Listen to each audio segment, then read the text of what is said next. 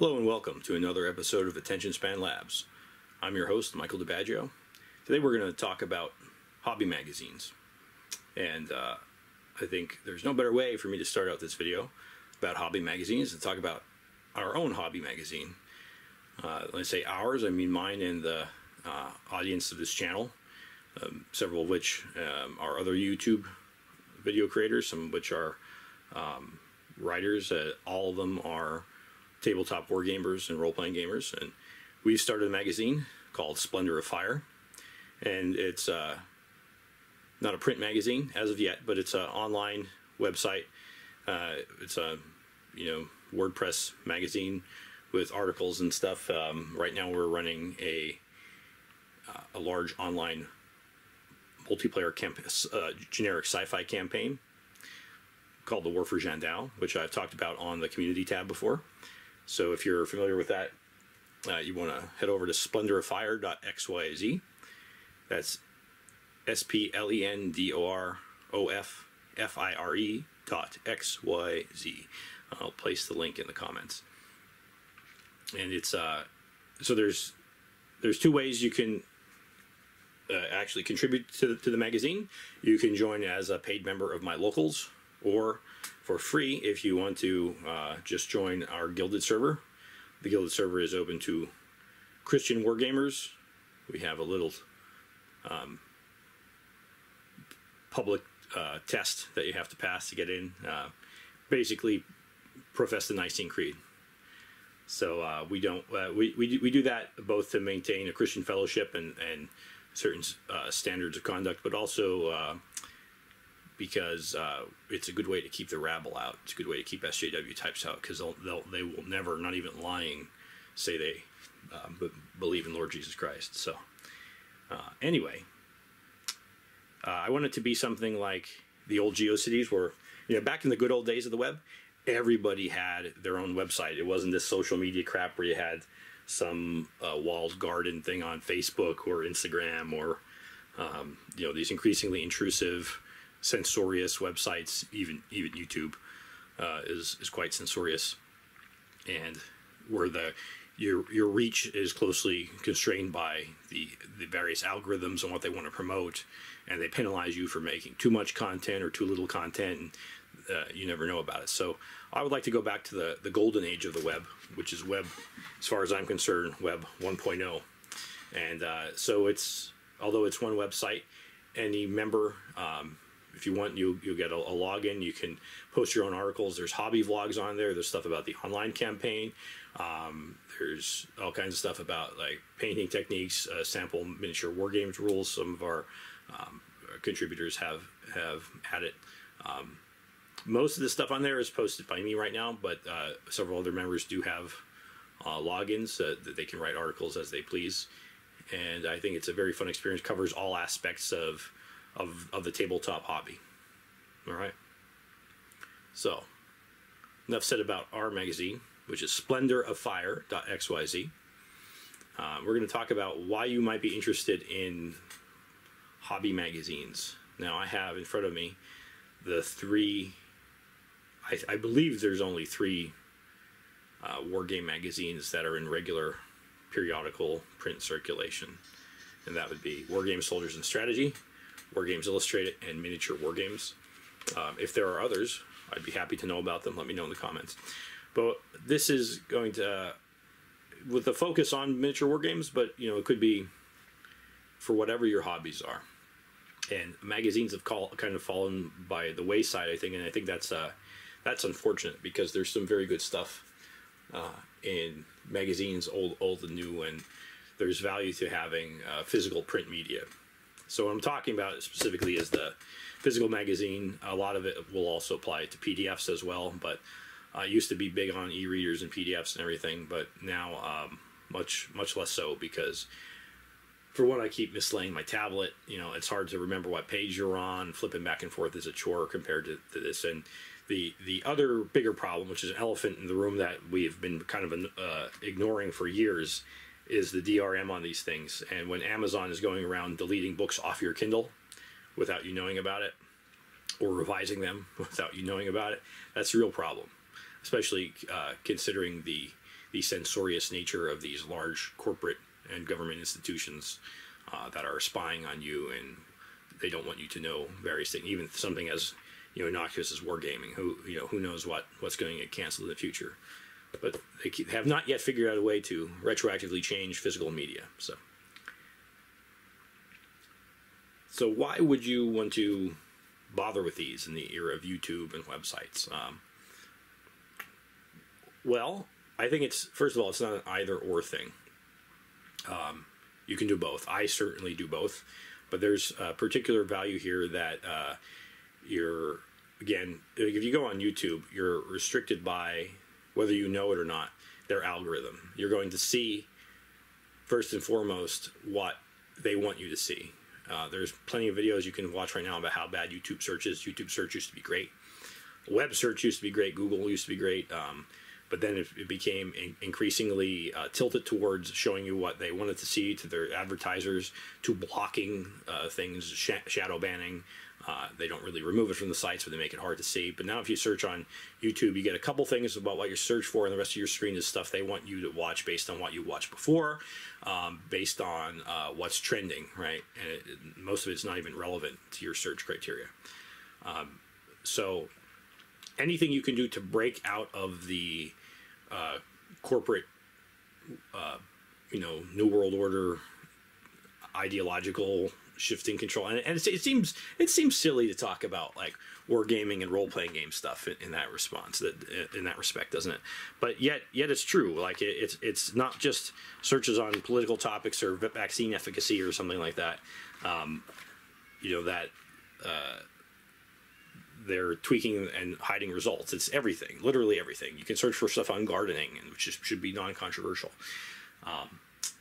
Nevertheless, this is the era we live in. So certainly someone decides, there's editorial decides who gets in these magazines. I've offered to, I've pitched certain articles to them, and I've never gotten a response back, which, obviously none of these respectable publications are going to publish a guy like me. And frankly, that's okay. I have other ways of getting out. I've always been a self-published dude. Publish my own books that way, and I'm happy with it. But it's a different sort of editorial control, at least, right? These guys are actual hobbyists, and yeah, they have to answer to some people farther up the publishing line, but they like their hobby. They're not necessarily trying. When they're trying to sell things, it's things within their own hobby. They want their hobby to grow. They want people to be they want the old gamers to be respected. They want the games to be good, miniatures to be good. They want interesting offerings. They want to share things that they're genuinely enthusiastic about. Unlike the corporately farmed, prepackaged marketing crap you see everywhere else. So that's why I think one reason I think you should go this other than strictly relying on YouTube. The other thing, and so before we get into all these reasons, let's talk about each magazine. Wargames, Soldiers, and Strategy. So I subscribe to 2 of these. Those I buy in the newsstand.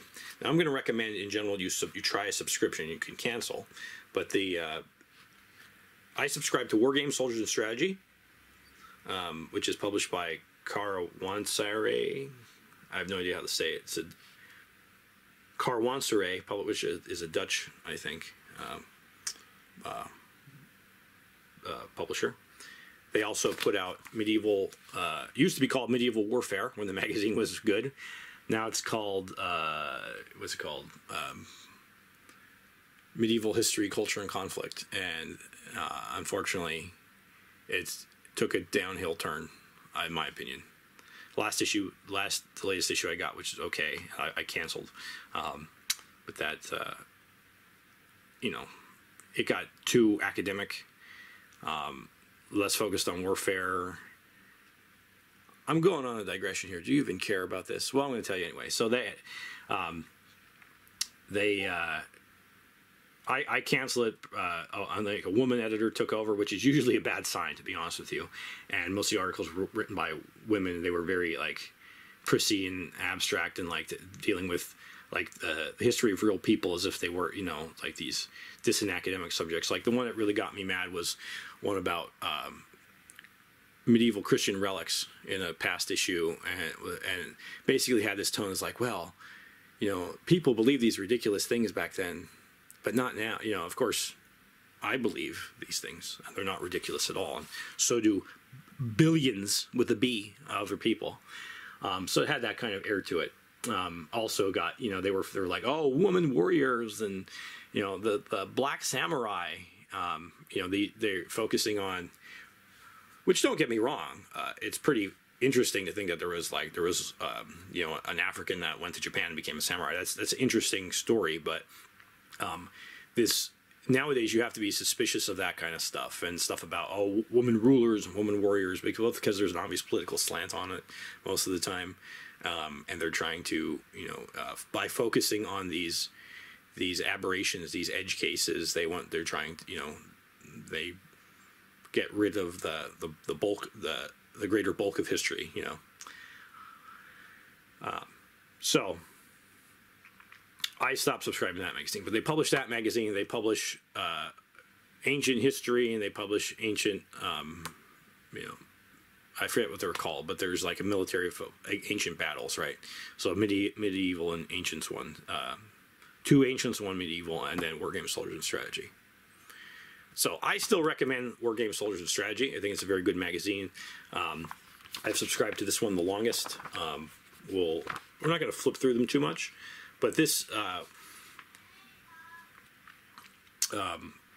this is definitely worth subscribing to. I think I pay like $8 or $9 every other month. I forget, but it's considerably cheaper than its $13 newsstand price tag. That's why I say to and usually get it the same day it hits the newsstand, or even before.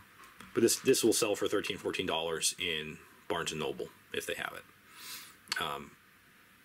This is it's a smooth, high quality cover. Pages are glossy and strong. Easy to read, well written. Wargames Soldiers and Strategy kind of every issue is themed around certain things. This one's themed the Pacific Theater during World War II, island hopping campaign. Of, you know, there's some naval battles. There's a lot of, you know, bolt action, 28 millimeter, and then like Flames of War, Chain of Command, like 15 millimeter stuff in here. Across the Burma Theater, the Guadalcanal, and so forth. But there's also other stuff in here. There's some ancient stuff.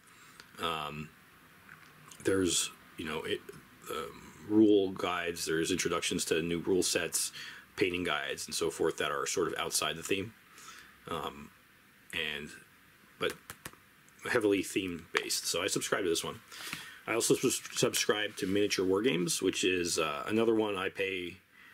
Geez, I think $5 a month. It's a cheaper subscription. This one comes out every other month. This one comes out every month.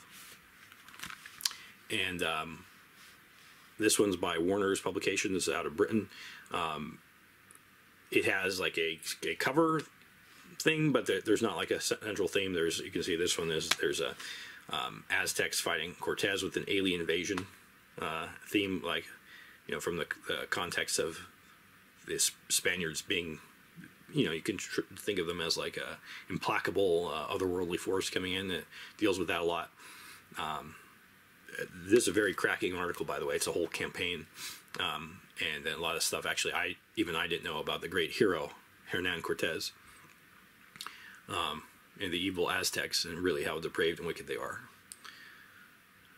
It doesn't you know, put it in exactly those terms, but, you know, it's clear when everyone in the countryside rises to join these Spaniards against you. You know, you're a bunch of evil bastards. There's stuff about molding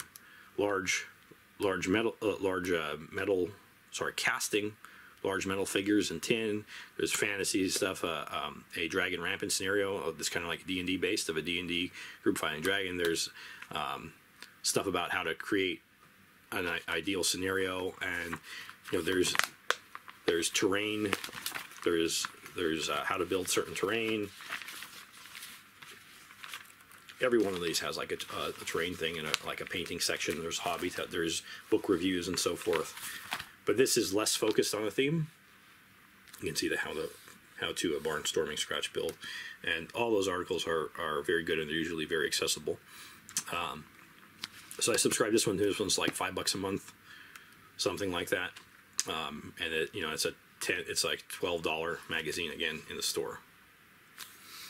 And Wargames Illustrated, I do not subscribe to. I periodically pick this up at Barnes and Noble. The reason I don't subscribe to this is for the longest time they did not have print subscriptions anymore. I think I'm not certain. I believe they do have print subscriptions in America again, but I think like during I was looking into it during like 2020 or so, and you could only subscribe PDF. So this one is, I think probably, you know, and this is super glossy cover, but more, you know, it's a very high quality stuff. There's all kinds of stuff in here. It's not really themed as well, but there's, you know, lots of stuff about conventions, and there's very often Wargames Illustrated packages free models with it. Now, the problem with this is, you see it says excludes non-UK subscribers. So the other reason I don't subscribe to this is that even though I'd be paying more for this, I pay $13 for this at Barnes and Noble. When I buy it in the store, I guess this guy's getting it from the UK or whatever, because they're polybagged and they have models. Like this one, I got two German motor torpedo boats in this one.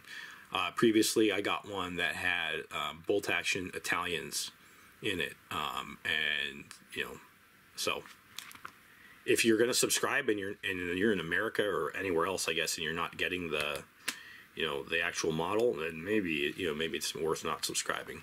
But this is sort of, I guess, the prince of these wargaming books. You know, I like them all. They all have their benefits. And they all have a diverse, you know, sometimes they usually don't cover things the same month, but when a new book is coming out, you know, expect over the course of 3 or 4 months, they'll all cover it, you know. And so some of it is duplicated, others is not, you know, but there's good perspective. There's different writers in each book. There's often very good art. Some great photography. In particular, Wargames Soldiers and Strategy has fantastic photography in it. Miniature Wargames a little less so, and sometimes the miniatures are a little more crudely painted, but it's a lot more accessible. But both, you know, they're both, all three of them are very good production quality. And depending on what you like, you may like one more than another. I have my own particular favorite of the three, though of course it will depend month to month depending on the subjects covered. But they cover fantasy, they cover sci-fi, they cover, you know, ws&s covers more historical stuff. Miniature Wargames covers everything pretty equally. Wargames Illustrated is usually somewhere in between. But they all cover like the sci-fi, fantasy, war bands, skirmish, mass combat, 6mm, 10mm, up to, you know, 54mm, whatever you're doing. They have something for every taste in there. So we talked about why you want to have these magazines over, you know, just reading stuff online on YouTube or watching stuff on. So another aspect of that is that reading books is better for you than just watching everything. We can talk about it's better for your eyes and for headache. If you're like me, I work on the computer all day, so I don't want to read more stuff online generally. I need to rest my eyes. It's nice to be able to go outside away from the blue glow of the monitor and go outside and read on your front porch. I also think that just in general, for your attention span, and you all know the name of this channel, I want to encourage everybody to do things that don't shorten their attention span, because our attention spans are critically short now. Even mine. There's too much electronic stimulus. The way movies are cut now with the super fast cuts, right? It's really bad. It's hard to get. We don't let our kids watch a lot of TV in general or play games on the tablet unless they're specific education games that we vet it for that reason. And even so, it's a real struggle because of like just the way you know, movies, cartoons, and things like that are. They're all these jump cuts and everything. And It trains you to not pay attention to anything. On the other hand, when you're sitting down in the toilet at night and you're getting a bit of peace and you want to sit down to read an article, say about making wave bases for your miniature torpedo boats, that's a lot better. It's more relaxing. It's frankly, for me, it's always faster too. Like, you sit down, like, this video is going to be much longer than it would be if I wrote this stuff down and you read it, right? Most people can read a lot faster than they can talk. There's less visual distractions. Now you see I have all these miniatures out in front of you that you're probably wondering about. Am I going to talk about them? Probably not. Are they hints about what's going to be in a future video? Probably yes. But I have to do this because of the visual medium of YouTube, right? There's certainly visual medium here, but pictures, but they're relevant. How often you watch a YouTube video where you're especially doing a how-to, like the how-tos in here. Like, let's look up this, the scratch build. Let's go to 57.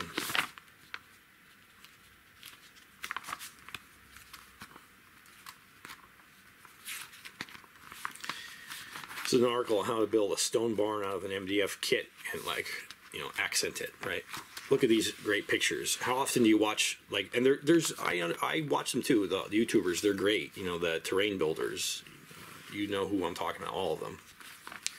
And it's great to watch stuff sometimes, point by point, but a lot of it is there's not necessarily, once you get an idea of what's going on, you don't need to watch step by step. And then if it's sped up, it's even worse. You got to pause the video. Not so here. Right, this is another advantage to it. You got the static pictures and you can study them, really take a look, and you're not trying to zoom in on your TV or your computer or whatever. You can take a look, and there's words, by God, explain clearly what they're doing, and you don't have to go continually rewind. It's a pain in the butt to rewind and listen to things over and over again. And can you read the words? This is a big advantage to magazines in general, especially when you're doing things like painting tutorials, sculpting tutorials, terrain building. And it improves your attention span because you can sit down and quiet and read and focus on the one thing and not on continually changing pictures like I'm doing right now. I'm sorry, but that's I'm trying to make a point. It's hypocritical, but this is a YouTube video, so I have to show the visual aspects of it. So it's worth it for that purpose alone. The other thing is that, like, for me in the hobby, my group games regularly, almost every week, whether it's role-playing games or board games or miniature war games. I haven't made a video in a long time because we've been doing a lot of gaming, and I've been so it is. It's something I do regularly, and yet I do it sometimes, rarely, 2 days a week. Most of my time in the hobby, I work on the hobby mostly every day, unless something else is really going on. We're taking a trip somewhere, or we're sick or something. Most of the hobby, even with gaming every week, is actually devoted to printing miniatures, assembling miniatures, making terrain, painting them. So it's good to the social aspect of the hobby, though I have it, is much reduced compared to the time I spend with it. So it's good also. This is there's a social aspect to this, right? Because you're getting to meet in some way and hear from people who you don't know, who don't live in the same country as you, who may live on the other side of the country as you, who are older than you, younger than you, whatever. They're not the people that you meet all the time in your game group. They're not the people you meet all the time at your local game store. And you get to hear different perspectives. You get to be exposed to games, genres, themes that you previously didn't even consider. Maybe you didn't know about them, but they're coming from a different viewpoint. They have different experiences and just a different mindset, or they've, maybe they've stumbled on a game that, you've never, it's rare, it's a rare game, rare rule set or something like that. and maybe you would have never found out about it at all. So you hear from these people. It's basically like joining a very, very large club with different people come in all the time with new articles, and a lot of them are selling stuff, but it's not just naked. We'll get to the selling stuff in a minute, because that's actually a point in their favor as well. It's not just naked raw promotional marketing. It's someone is pushing this because they like it, because they had a good time with it. So if you're mostly into sci-fi or fantasy, and you may not consider historicals, you read about the history of some of these battles. A lot of these are filled with real-world history, and it was like, oh, but boy, that sounds interesting. And then you could reframe that, use that in your sci-fi fantasy game, or you could say, maybe, hey, I really like these historicals, or oftentimes I like a different scale. I'm so used to playing these like large, physically large, 30 millimeter skirmish games. I'm tired of not being able to play a huge battle, so maybe I'll get into 10 millimeter, 6 millimeter mass combat, rank and flank kind of stuff. And frankly, if you go, my local game store, they sell Warhammer, they sell Warlord game stuff, mostly bolt action with a smattering of Conflict 47 and Cruel Seas, and they sell a little bit of Mantic, and that's all. They don't stock this other stuff, these other games, and there's millions. Probably not. There's not literally millions, but there's so much stuff that they don't stock. And if you're just going there, if you're talking to the same people, if you're on like the same lame old 40K boards all the time, you're missing most of the hobby. The rest of the hobby vastly dwarfs. Even or if you're like, all I play is bolt action. That's bolt action is probably, or Flames of War is the most popular historical game, but there's other rule sets, there's other scales and stuff that you're just not going to be exposed to. So it helps get these other viewpoints. And a lot of the guys that write for there are, I'm 40 years old, so these guys, a lot of them are older, or as old as I, and they have a lot of experience in the hobby. Occasionally get some fresh face people who are just starting, and you get some insights from them too. So it's worth it. That there's a social aspect to this that I recommend as well. Now let's talk about the ads, because I was saying, oh well, they're not just selling things to you. As a good point, but it's also a good point that they're selling things to you. So relevant to my last point about, you go to the local game store and you'll see like from 3 or 4 of the biggest miniatures, right? Here you are exposed, like the ads pages. Do you ever watch? I guess the best example of it would be. I was going to say, do you ever watch a TV show and you see a commercial on it that's more interesting than the TV show? And you think back in the day, commercials actually used to be relevant. You just didn't always want to fast forward, and occasionally there was something you actually wanted to see. Like when you were a kid, you wanted to see the toy commercials. And the best example of that now is probably the Super Bowl. I think a lot of people watch the Super Bowl for the commercials and, the controversy and humor or whatever. But they're still dumb commercials. But if you care about miniature war games, tabletop games and so forth, of all sorts, like... you will be interested in these ads. You will read the ads. Like here's one for Old Glory UK, 10 to 28 millimeter miniatures. Fighting 15s. They have this one that had Magister Militum from 3 millimeter to 28 millimeter. Different vehicle, ship, naval combat, airplanes. Hey, you discover new stores, online stores. There's battle mat, like stuff that. If they don't have it at your store, you're not going to know about it, because you're not unless you see how often do you see ads for this stuff online? Let's find some more ads. There's a Peter Pig for 15 millimeter. Tells you the prices of them right up front. By God, there's pictures of them. So the ads are good. The ads are relevant to what you're concerned about, right? It's stuff that you care about. There's for Fireforge, Samurai.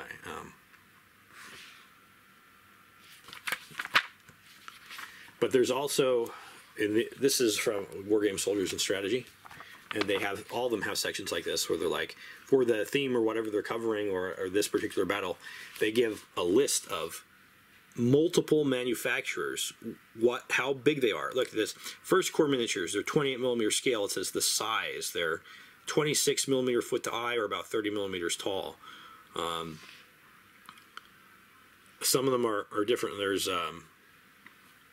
31 millimeter tall, 27 millimeter foot to eye. So you can tell right off the bat they're actually going to measure these. They tell you the prices. 27 pounds for 14 models. STL's available. $6.50 for 4 models. $35 for 30 plastic for, so Pulp Figures, Warlord Games, Eureka, Studio Grozny, Westwind, all these different miniature manufacturers that you wouldn't know about otherwise, probably. There's another page. There's whole different scales, and they tell you where to get them. You can order them online. You can, or at least you can go to your game store and say, "Hey, order me some Peter Pigs," or whatever.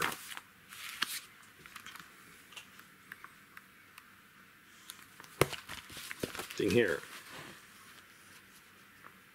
These are. This is the Defense in Depth column. It's rulebook and figure reviews. This is the books. These are rule books. These are history books. Let's see, stuff in the back here, I think. Yeah, there's a whole thing of reviews of history books, Osprey books and Helion, and whoever publishing them. There's first-hand accounts and painting guides and stuff. There's so much out there that you don't know about, and these magazines are a great way to find out about it. There's often ads for game clubs, different things you might want to try. There's ads for conventions maybe you don't know about. A lot of them are from Britain because that's where, frankly, it seems most of it's going on. But you do see coverage of American cons and American events, and they do put ads in here. And so I talk about the HMGS, the Historical Miniature Game Society, which I'm a member of, and I go to their cons all the time now.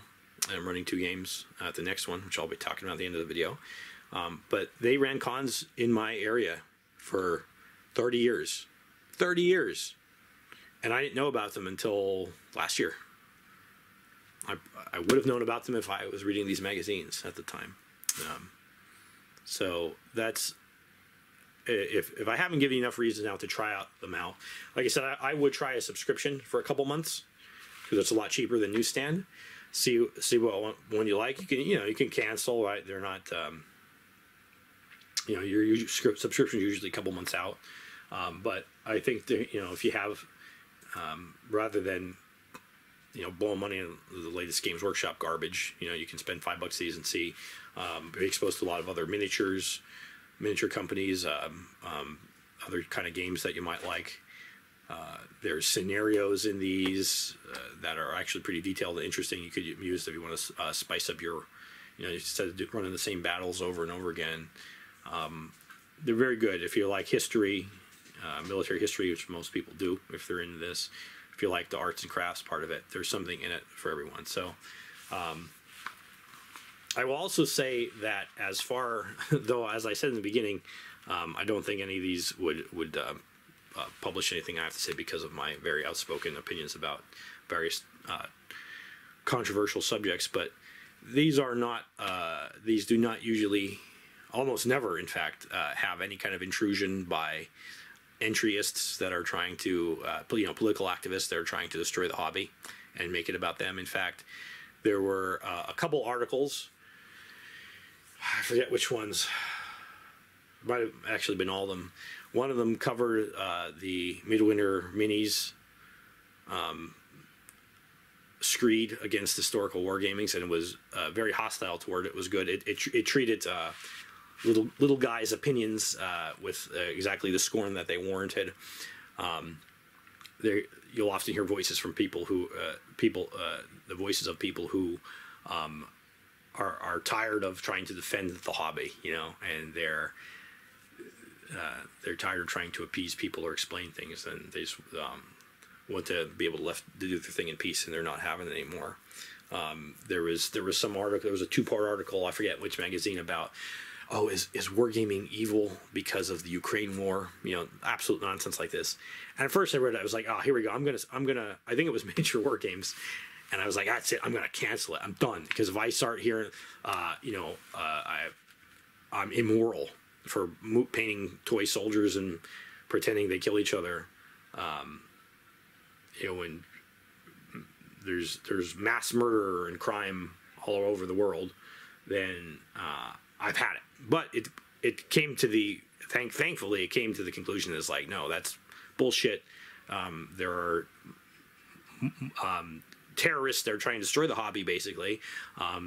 There's too much moralizing. They're Puritans, and we're gonna enjoy a peaceful, creative hobby that does a lot of good things for a lot of people. Teaches them patience, teaches them excellence and skill, teaches them to think and research history and learn about how to solve problems and to build social networks, to make friends with people, and to have gatherings and where you're meeting new people, you're spreading goodwill and cheer. That kind of stuff cannot be overlooked, and it's not for outside political agitators to take from us. So you will, I'm not saying that the writers are going to be outspoken as I am about other things. They usually don't go off topic, but they are defenders of the hobby, unlike, say, Games Workshop. So, oh yes, about HMGS, there's a con coming up at the first weekend of November. It's called Fall In. It's in Lancaster, Pennsylvania. I will be hosting 2 games there. One on Friday afternoon, I believe, Friday afternoon, evening, and one on Saturday morning. The first game on Friday is called Little Grun Men, which is covers. It's a weird war. They're both World War II scenarios. So I'll be bringing my Conflict 47 and other Weird War minis there. That involves a German UFO crash, a Haunebu 2 crash in Roswell, New Mexico, after a surprise attack from their secret base in northern Mexico. That the Americans are trying to recover, and the Germans are trying to recover it as well, or destroy it. The second battle is a continuation of that. It's about the raid on the secret German base in the Valley of Guanji. Now, if you've ever seen Guanji, the Ray Harryhausen movie, it's the most famous dinosaur western. Very fun movie. So there's a secret German base that they were able to access in this hidden valley in northern Mexico as dinosaurs and prehistoric animals and so forth. They were able to access it from their base in German Pellucidar, and that's where they're running these raids out. And American forces are fighting like hell to ground forces to get there to stomp it out. But American forward units are pinned down, and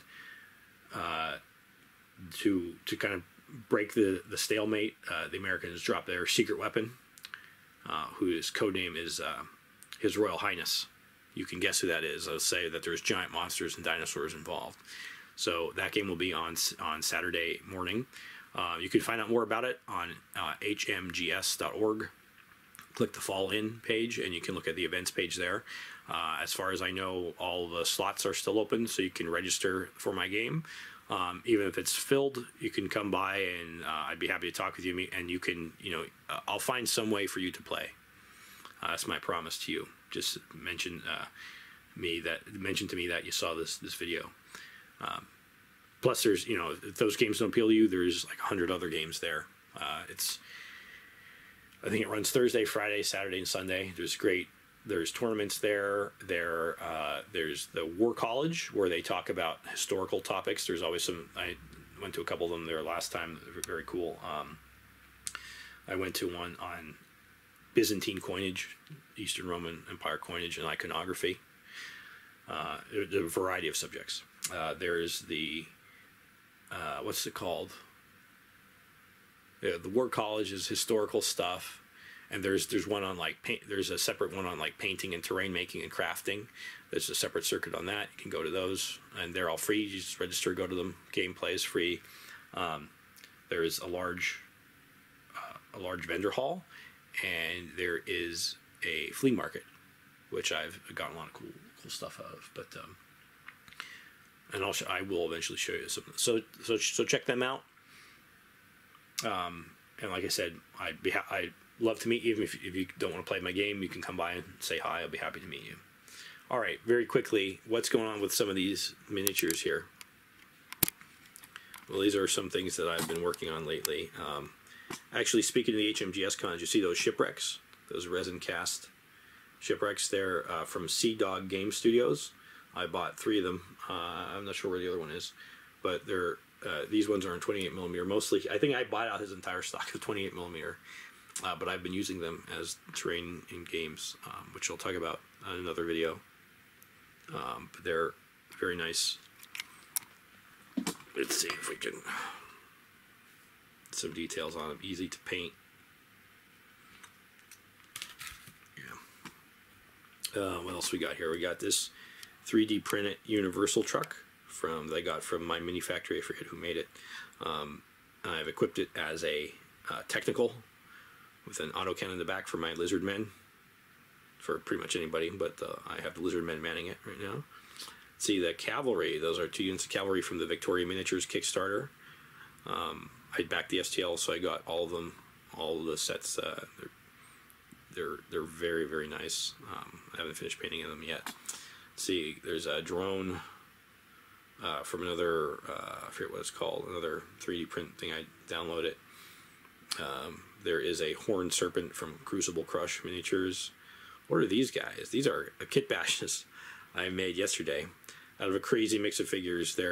Most of their bases are Wargames Atlantic Conquistadors with a mix of Frostgrave pieces, Bolt Action, Italians and Germans, Adeptus Mechanicus, Space Marine stuff, and one of them is also a from the Frostgrave Wizard pack, that guy.